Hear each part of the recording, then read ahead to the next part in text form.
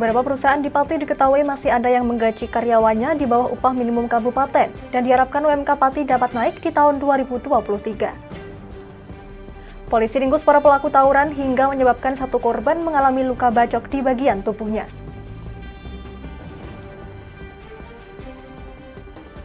Dinbora Perpati bakal menggelar kejuaraan sepak bola U21 tahun 2022 yang rencananya digelar pada bulan Desember. Selamat malam pemirsa, bersama saya Amanda Saraya, Anda tengah menyaksikan Jateng hari ini.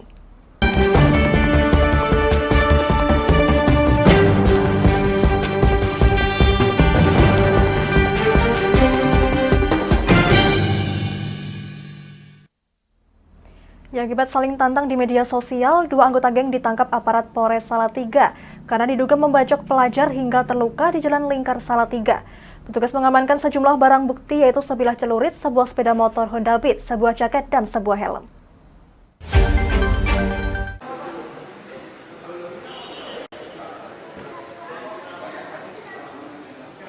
Kejadian bermula saat kedua geng dari Ambarawa, Kabupaten Semarang saling tantang dengan geng korban dari Ampel, Kabupaten Boyolali di media sosial. Adam Arya Rizky Maesa berusia 21 tahun dan Kosan Al-Hakim 20 tahun, warga Tambak Boyo, Kecamatan Ambarawa, Kabupaten Semarang, ditangkap aparat Polres Salatiga karena diduga membacok Aris 16 tahun, warga Desa Urut Sewu, Kecamatan Ampel, Kabupaten Boyolali pada 25 Oktober 2022 sekitar pukul 12:30 malam. Kejadian tersebut terjadi di Jalan Lingkar Salatiga, Taman Kota Bendosari, Kelurahan Kumpul Rejo, Kecamatan Argomulyo Kota, Salatiga. Korban yang luka di bagian punggung lalu melarikan diri dibonceng motor ke arah timur namun terus dikejar. Korban kembali dibacok beberapa kali hingga mengenai tangan kanan, pergelangan tangan kanan, siku kanan, dan lengan kanan, hingga sesampainya di perempatan Pasar Sapi, korban dan teman-temannya berhenti, lalu ditolong oleh warga dan dibawa ke RSUD Salatiga. Tak butuh waktu lama, polisi berhasil meringkus dua tersangka penganiayaan, mengamankan sejumlah barang bukti yaitu sebuah celurit, sebuah sepeda motor Honda Beat, sebuah jaket, dan sebuah helm.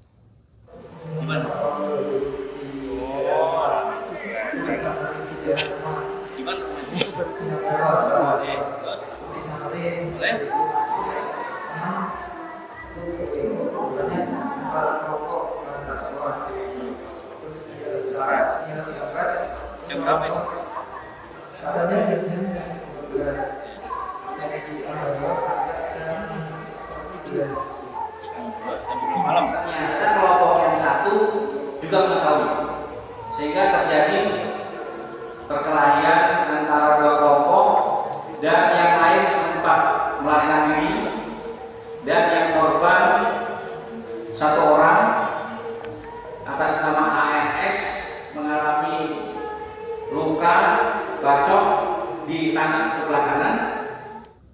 Tersangka dijerat dengan pasal 76C Undang-Undang RI Nomor 35 Tahun 2014 tentang perubahan atas Undang-Undang RI Nomor 23 Tahun 2002 tentang perlindungan anak, junto pasal 80 Undang-Undang RI Nomor 35 Tahun 2014 tentang perubahan atas Undang-Undang RI Nomor 23 Tahun 2002 tentang perlindungan anak.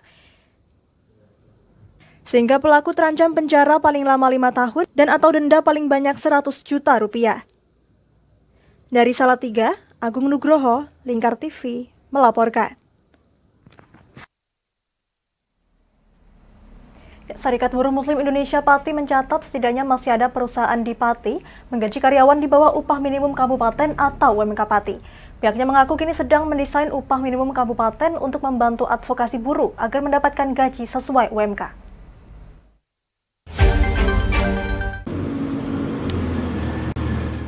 Serikat Buruh Muslim Indonesia Pati mencatat setidaknya masih ada 5 sampai dengan 10 perusahaan di Pati belum membayar atau menggaji karyawan berdasarkan upah minimum kabupaten atau UMK Pati. Hal itu diungkapkan langsung oleh Ketua Sarbu Musi Pati Husaini. Husaini mengungkapkan hal ini merupakan tugas Dinas Ketenagakerjaan Kabupaten untuk mengawasi perusahaan agar menggaji karyawan berdasar upah minimum Kabupaten Pati. Ia mengaku pada tahun lalu pihaknya sudah meminta kepada Dinas Ketenagakerjaan untuk melakukan pemantauan serta peneguran terhadap perusahaan yang menggaji karyawan di bawah upah minimum. Pati banyak perusahaan yang belum membayar standar UMK. Harapannya waktu tahun kemarin saya juga udah minta ke dinas pekerjaan dinas tenaga kerja agar minimal itu UMK terpenuhi kayak gitu. Sehingga harapan kami nanti di tahun 2003 juga begitu. Jadi jangan sampai UMK tidak terpenuhi. Karena UMK ini kan upah yang paling dasar. Upah kalau di teorinya itu UMK ini upah untuk pekerja yang belum berumah tangga kayak gitu.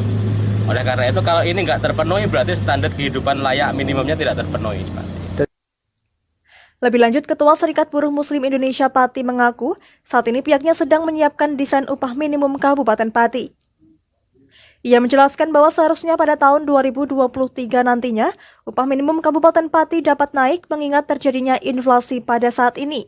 Sehingga pihaknya menyadari buruh harus dibantu advokasi agar pemerintah menaikkan upah minimum Kabupaten Pati. Dari Pati, Fajar Mukti, Lingkar TV, melaporkan. Dinas Pemuda Olahraga dan Pariwisata atau Dinpurapar Kabupaten Pati bakal menggelar kejuaraan sepak bola U21 tahun 2022. Dinpurapar telah menggelar technical meeting kejuaraan sepak bola U21 tahun 2022 yang rencananya akan digelar bulan Desember mendatang.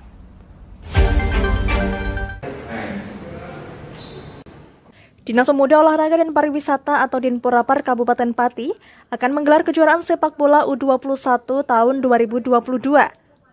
Pihak Dinpurapar saat ini sudah melaksanakan technical meeting kejuaraan ini yang rencananya akan digelar pada bulan Desember mendatang. Kepala Bidang Keolahragaan Dinpurapar Pati, Kardi, mengatakan, kejuaraan ini nantinya akan diikuti 13 tim berasal dari persatuan sepak bola yang ada di Kabupaten Pati. Lebih lanjut, Kardi menjelaskan dari jumlah tim yang mendaftar tersebut, nantinya akan dibagi menjadi 4 grup dengan menggunakan sistem setengah kompetisi. Juara grup berhak lolos ke babak selanjutnya. Pesertanya pada kegiatan kali ini adalah 13 peserta, sehingga kami akan membuat grup. Kita buat menjadi 4 grup, nanti yang juara grup nanti akan masuk ke semifinal dan final. Nanti sistem yang kita gunakan, nanti di grup akan kita buat setengah kompetisi, kemudian setelah terdapat 1 juara grup nanti akan dipertandingkan di semifinal. Kardi mengatakan sesuai jadwal pertandingan akan dilaksanakan mulai tanggal 5 Desember sampai dengan selesai. Panitia menyediakan piala, piagam, dan sejumlah uang pembinaan bagi para juara. Dari Pati, Fajar Mukti, Lingkar TV, melaporkan. Jangan kemana-mana pemirsa, kami akan kembali usai jeda pariwara. Tetap bersama kami.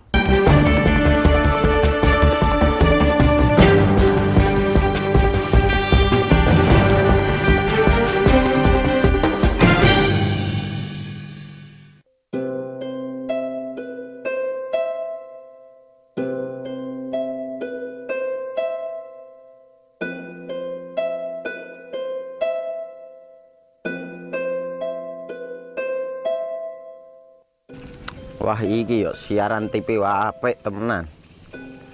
Filme cocok karo suasanane. Elah. Lah bro ngene iki awan-awan kok. Iki lho nonton TV, Kang. Wah kenal nedan kowe wong kenang delok HP kok delok TV piye? Wah kurang update kowe iki, Kang. Lho maksudnya piye kok ngarane aku update itu? Iki lho deloken aku nonton TV tenan. Apa kira nonton HP? Wong delok HP ngono kenal nedan apa iki. Iki lho delok siarane. Lho, kok iso ya? Yo TV apa? Jenenge Lingkar TV, Kang. Saiki erane TV kok ngene iki. Kok Lingkar TV nek diae awak dhewe panggone iso nonton TV lewat HP. Kok ngene iki. Ana film-film ngene iku ya? Iya, filme apik-apik kaya ngene iki.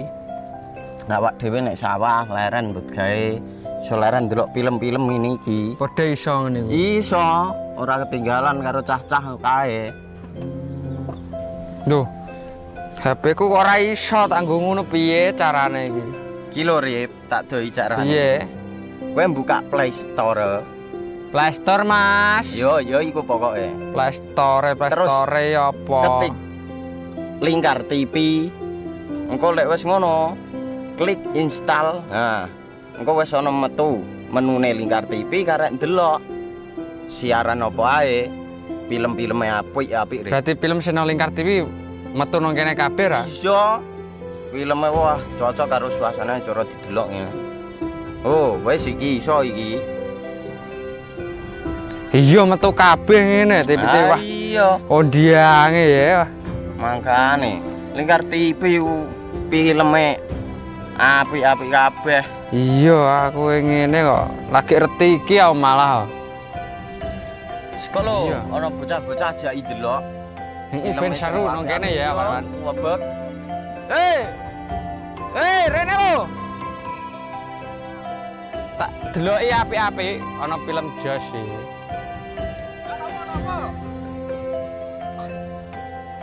Rene go Rene. Oh iki lho tak deloki film nang Lingkar TV. Solutif dan terpercaya.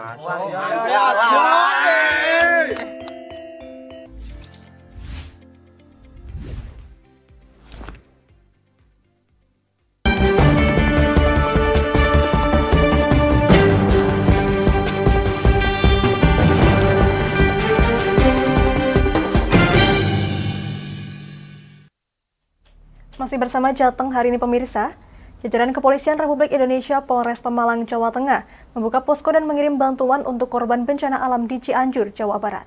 Selain kirim bantuan juga dilaksanakan sholat gaib di Masjid Polres Pemalang usai sholat Jumat yang ditujukan bagi korban meninggal akibat gempa di Cianjur.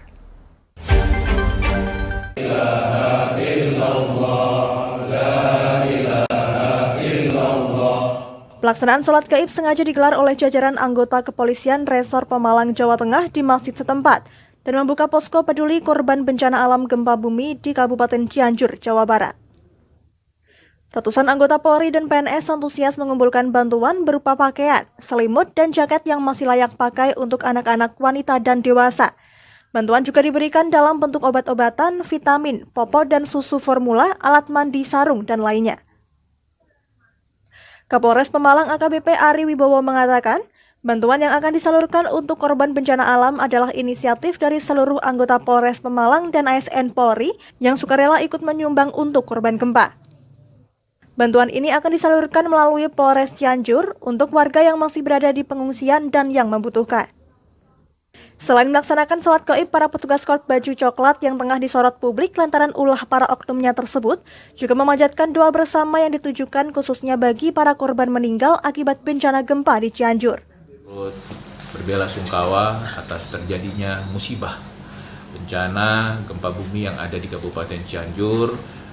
Kami dari Polres Pemalang berinisiatif dan untuk mengumpulkan bantuan yang bisa dapat dilihat ini kita coba kita kumpulin, mudah-mudahan besok ataupun Sabtu bisa kita kirimkan, dan juga tadi siang berdasarkan instruksi dari Mabes Polri Polda pun serentak hari ini setelah ba'da sholat Jumat kita laksanakan sholat gaib untuk mendoakan saudara-saudara kita yang di Kabupaten Cianjur.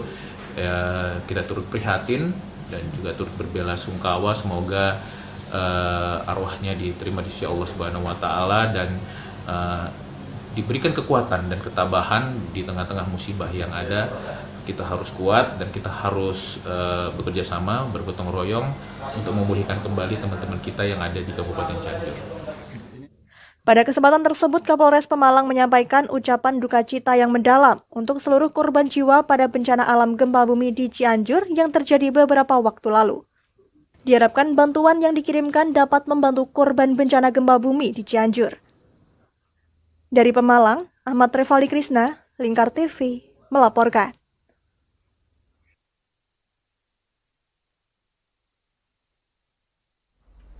Ikatan Jurnalis Televisi Indonesia atau IJTI Korda Muria Raya menggelar workshop jurnalistik televisi. Diikuti puluhan peserta dari berbagai sekolah dan instansi di Kudus, workshop jurnalistik televisi tersebut diharapkan bisa memberi pemahaman jurnalistik dan meminimalisir beredarnya berita hoaks.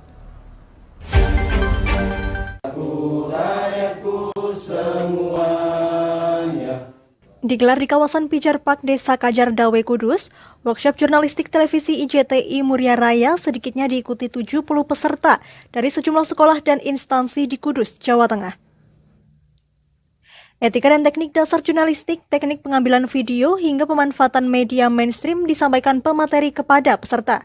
Ada baik pelajar maupun instansi-instansi yang lain tentang bagaimana cara membuat video yang baik gitu. Tantangannya apa sih Mas sebenarnya? Sebetulnya tantangannya gini ya, kita dengan adanya media sosial ini memang media mainstream ini kan harus sebagai cleaning atau pembersih ya, karena bagaimanapun media mainstream ini tetap jadi rujukan terakhir, artinya kita jangan sampai kemudian terbawa di media sosial. Jadi kita harus sebagai cleaning atau pembersih bagi data yang ada di media sosial dan memberi pemahaman pada warga bahwa media mainstream ini memang bekerja sesuai dengan kode etik. Jadi kita kerja itu kan ada di bawah undang-undang ya, dan di undang-undang itu juga ada kode etik jurnalis gitu. Nah itu. Materi yang diberikan kepada peserta diharapkan bisa bermanfaat serta mengedukasi dari berita hoax. Pengalamannya seru sih, bisa ketemu langsung sama mungkin rekan-rekan dari televisi secara langsung, dari SCTV, dari MNC-TV. Itu sebelumnya kita juga belum pernah gitu. Terus dapat pengalaman banyak juga dari cerita-cerita kakak-kakak yang udah profesional. Kita lebih tahu gimana sih kerja di lapangan tuh kayak gimana gitu. Karena kan sekarang ini kita cuma tahu kan hanya di ini ya, depannya aja. Untuk kedepannya kita akan langsung mempraktekkan yang langsung aja di sini. Karena ini benar-benar ngebantu banget, apalagi kita juga mempromosiin sekolah kita di YouTube dan Instagram. Jadi ilmu yang kita dapat di sini bisa kita gunakan dan kita pakai untuk sekolah. Pertama kali mendapat pengetahuan jurnalistik televisi, para peserta mengaku mendapatkan pengalaman berharga dan bakal mempraktikkan hasil workshop di masing-masing sekolah maupun instansi.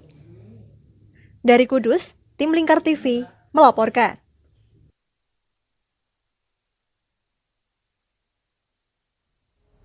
Berita tadi sekaligus mengakhiri kebersamaan kita kali ini. Terus saksikan Jateng hari ini setiap pukul 21 waktu Indonesia Barat hanya di Lingkar TV. Akhirnya saya Amanda Soraya, mewakili seluruh kerabat kerja yang bertugas, pamit dari hadapan Anda. Terima kasih dan sampai jumpa.